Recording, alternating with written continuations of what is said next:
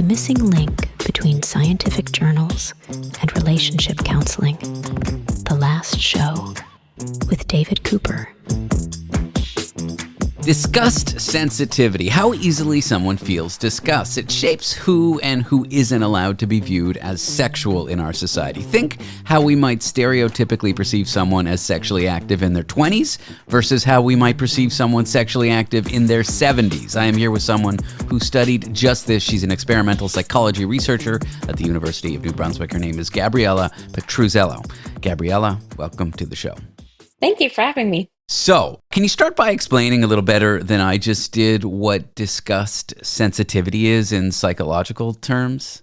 Yeah, so it's kind of this basic emotion. Individuals can feel disgust from a really young age, and there's a few different tenets of it. So disgust ultimately tries to keep us from eating things that might make us sick, or like cues that someone is sick, or from having sex with someone who we're related to, or from interacting people who may like morally wrong us. And so these like cues of disgust or betrayal essentially kind of help keep us physically safe and like keep our social group safe. And people have them to varying degrees. Like if you're a fussy eater, like the slightly weird food might completely freak you out versus someone who will try everything. But let's talk about it in terms of like sexual expression. What led you to connect disgust with that, with like whether we see people as sexual? Yeah, so there's quite a bit of research looking at people higher in disgust tend to have more homophobia, transphobia, and this just seems kind of peculiar on the face of it, like that. Um, but when you think about disgust, it's about outgroups and in the kind of the rhetoric around um, kind of globally, I think we've come to become more inclusive, but there is a lot of homophobia and transphobia, and that rhetoric is often steeped in disgust. And they talk about these people as outsiders or like having like wayward sexual practices or um, kind of associated with these like disgusting things. And specifically, like talking about them as if they're not part of our in group. Got it. And so, like, I really wanted to. So, there's been a little bit like people higher in disgust are also just generally more sexually restrictive. So, I kind of wanted to look at that in terms of perceptions of who is allowed to be sexual. Okay, well, how did you study that and what did you end up finding? Yeah, so essentially, we wanted to know were there these stereotypes just younger or older based? So, was it just that younger adults were stigmatized or older adults were stigmatized? And then we also had a control of like whether they were romantic or not to kind of see like, okay, is it the age or is it this sexual romantic expression? And we also, so this was across two studies where we tested both male and female targets, and we found that for regardless of kind of what this vignette or what this experiment looked like, the individuals in the sexual conditions were rated as more risky and more negative overall. So they were viewed as less approachable and the person was less likely to kind of want to interact with them. And they kind of viewed their overall behavior as being more risky.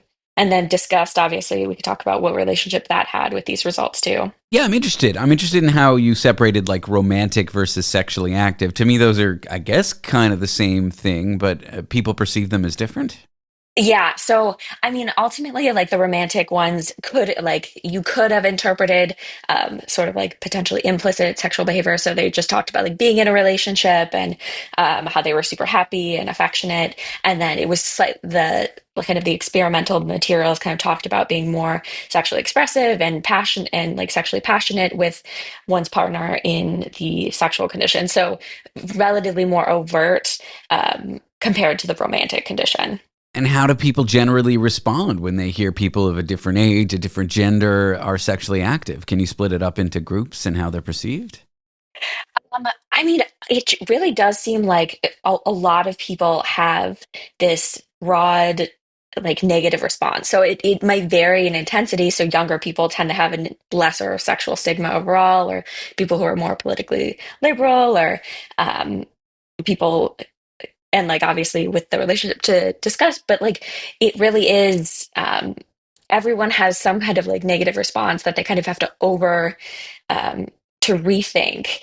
So there's some research showing that like liberals can tend to have this negative response as well, but unlike conservatives, they actually kind of override this automatic negative response to um, because you may hear something and you may be like, oh, that's kind of gross, but then you're like, oh wait, like no, it's fine, like that's okay, and so you like do that double take of like this is actually okay. Interesting. Now, did you find any like double standards? Did you find out ways where we might reward like men versus women or young people versus old people?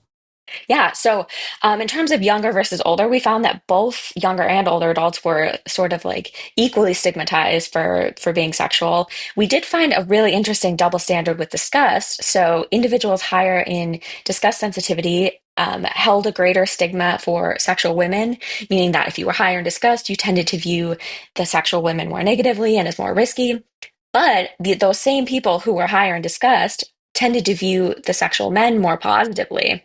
So it really seems that these people who are high in disgust have this like double standard of men can be sexual and it's okay for men to express their sexuality, but for women it's disgusting and aversive. Isn't it always great? I'm sarcastic, of course, when these old Yeah. stereotypes pop up in research, like kind of just reinforcing like negative stuff.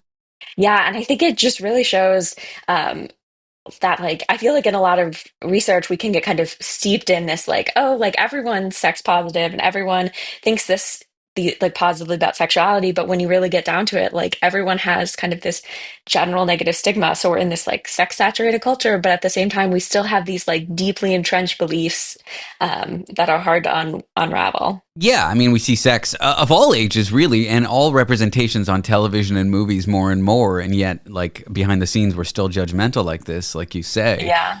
Yeah. What do you make of that paradox?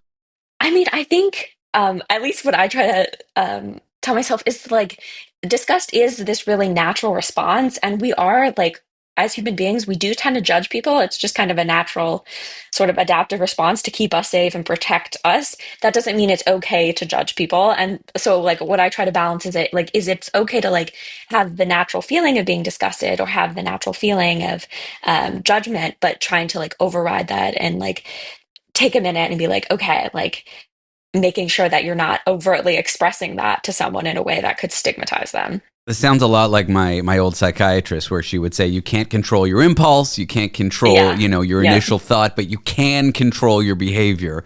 I guess we Exactly. should be acting like that. Like if something on the screen or seeing some older person sexually active or something gets a little trigger disgust response, like you don't have to engage with that. Exactly. And in some of the research I've done, like I've asked people to say like what they find sexually disgusting. And even reading some of them, I'm like, oh, I'm like, I agree. I'm like, I totally agree. But then at the same time, I have to like, I'm like, maybe that's not for me, but it's okay if other people would do this or think this is okay. So you kind of have to separate it. Like, this is maybe how I feel about this, but it's okay if other people, whatever floats their boat. That feels like a recipe for disaster, asking anyone the open-ended question, what Yeah. do you find sexually disgusting? Like, I regret that you have to read papers like that, but I guess it's a part of being a psychology researcher. Yeah, no, it's so interesting. Well, thanks so much for going over your findings with me, Gabriella. I've enjoyed the chat. Yeah, me too. Gabriella Petruzzello is an experimental psychology researcher at the University of New Brunswick.